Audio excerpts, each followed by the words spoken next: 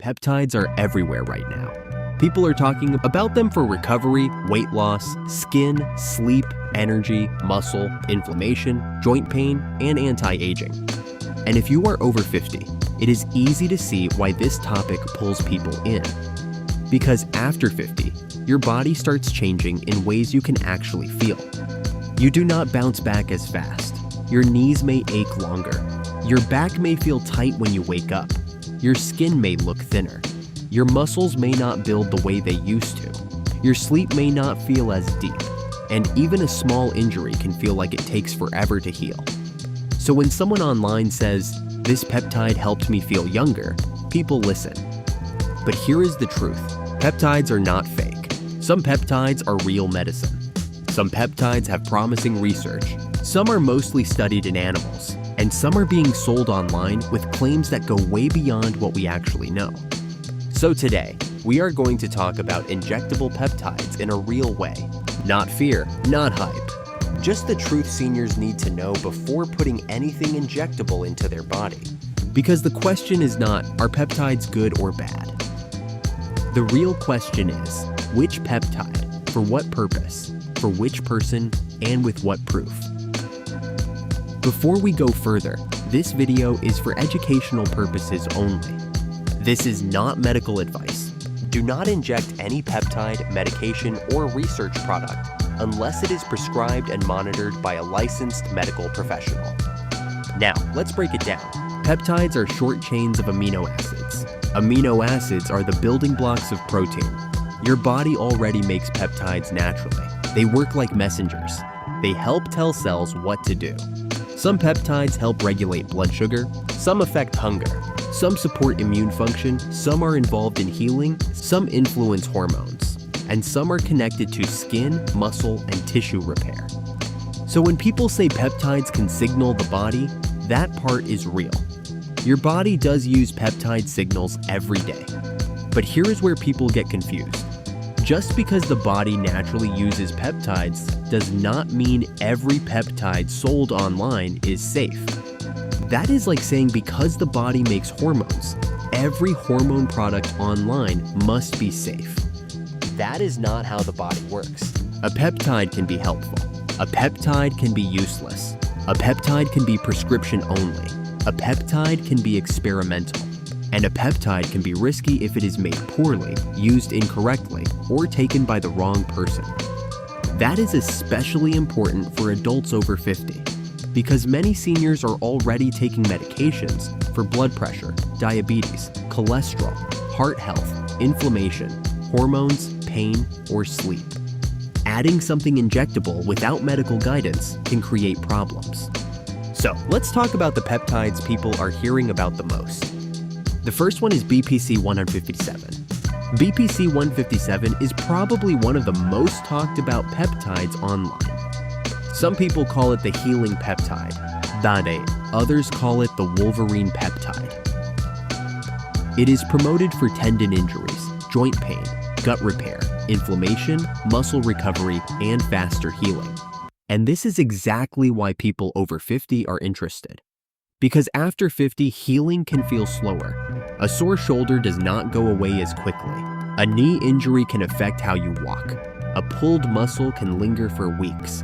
And people want something that helps the body repair faster. Now, BPC-157 does have interesting research.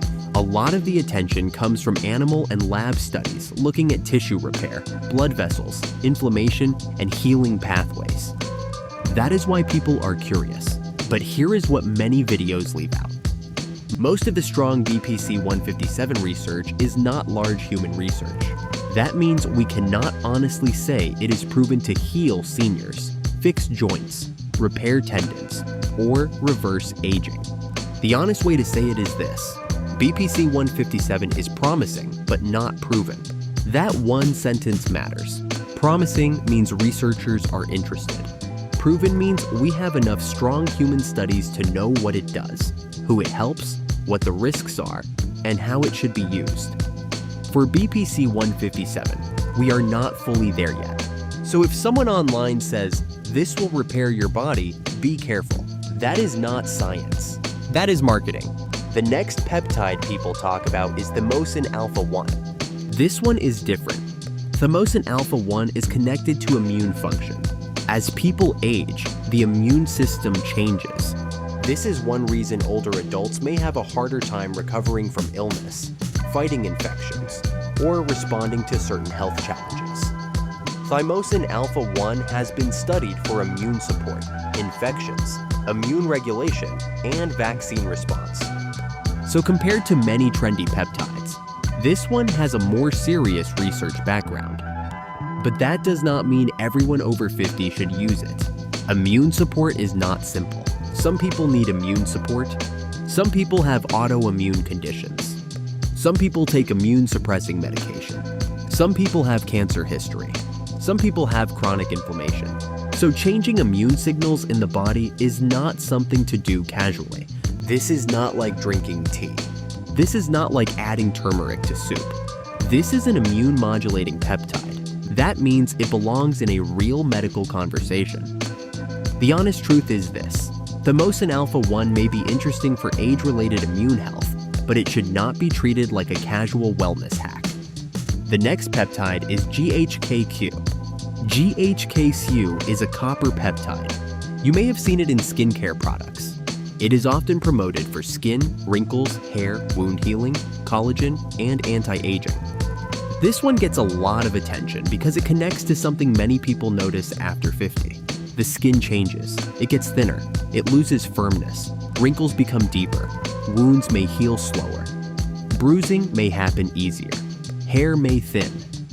So when people hear about a peptide connected to skin repair and collagen, they get interested.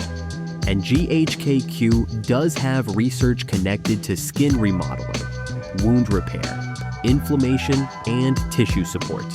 But here is the important part.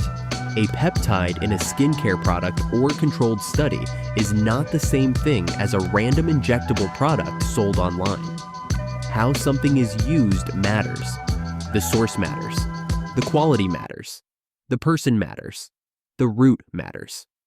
Putting something on the skin is different from injecting it into the body. So when people say GHK-Cu is good for skin, we have to ask, in what form? In what study? Used how? On whom? That is how you avoid being fooled by hype.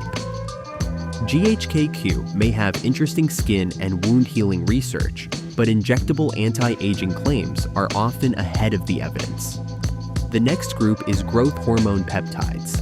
These include names people hear online like CJC-12195, Ipamorelin, Sermorelin, and similar peptides. These are popular in anti-aging clinics, hormone clinics, fitness circles, and biohacking communities. The idea is simple. As people age, growth hormone levels tend to decline. Growth hormone is connected to muscle, fat metabolism, recovery, bone, sleep, and tissue repair. So people think, if I can raise growth hormone, maybe I can feel younger. That is why these peptides became popular. Some growth hormone peptides do have human research showing they can raise growth hormone or IGF-1 levels. So yes, they can affect real hormone pathways. But this is where seniors need to slow down. Raising hormone signals is not automatically the same as improving health.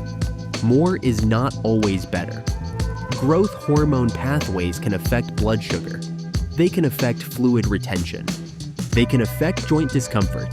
They may affect blood pressure. They may affect sleep. They may interact with other medical conditions. And for some people, pushing growth signals may not be wise. So the question is not only, can this raise growth hormone? The better question is, should it? For this person? At this age? With this medical history? With what monitoring? That is why seniors should not treat growth hormone peptides like a casual shortcut. These are not harmless little hacks. They can move real systems in the body. And real systems need respect. Now let's talk about the biggest danger. The biggest danger is not curiosity. Curiosity is good. Wanting to understand your body is good. Questioning what you are told is good. The danger is self-experimenting without enough information. This is especially true with injectable products. Because when you inject something, you bypass many of the body's natural filters. If a product is contaminated, mislabeled, too strong, too weak, or not sterile, that can become serious.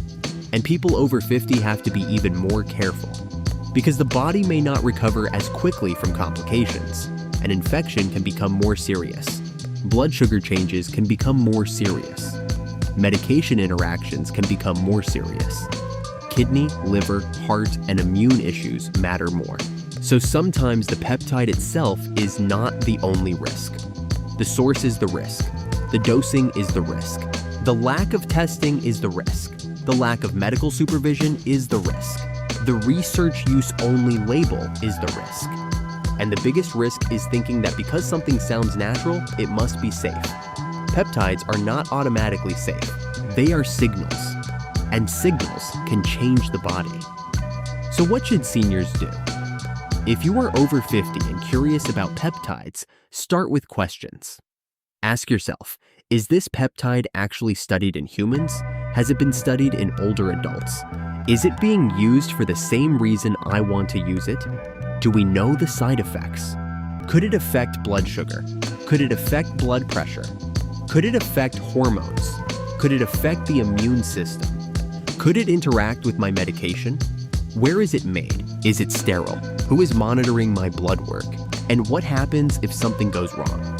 If nobody can answer those questions clearly, that is your answer. Do not let hype make decisions for your health.